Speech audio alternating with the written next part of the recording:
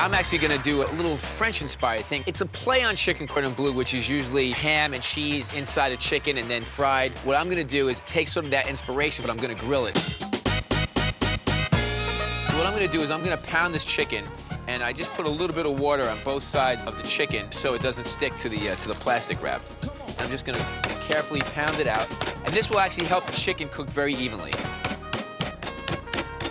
I don't want to pan it too thinly. A lot of times, like a classic chicken paillard is really, really paper thin. I want to have a little bit of texture to my chicken. When I bite into it, I actually want to be able to taste the chicken as well. As you can see, it's going to be nice and even here. All right, so I'm going to put my chicken breast on the grill here. I season this with a little bit of canola oil and salt and pepper, and that's it. Just going to make sure that nice and even, high heat.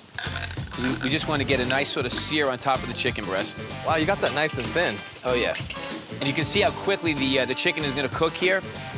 It's almost cooked all the way through. I mean, when I turn it over, it's going to just be a couple more minutes. So what I'm going to do is I'm going to move it to the indirect part of the grill. Okay, I got a nice crust on the outside there, which is exactly what I want.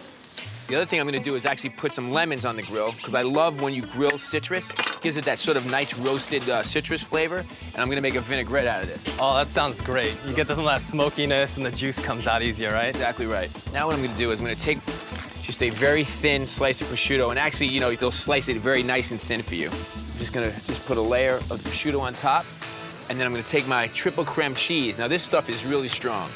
Has fantastic flavor. Is it kind of like a brie?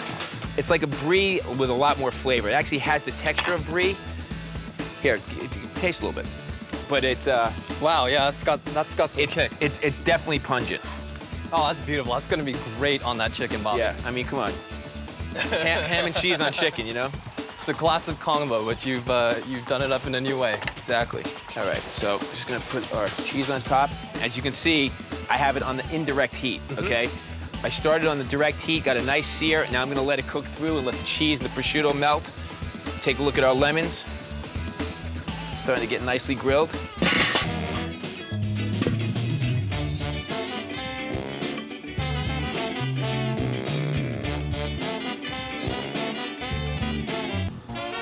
I'm gonna take a little bit of arugula and just put a little bit of arugula on top. It's kind of like a, you know, a salad on top of your entree.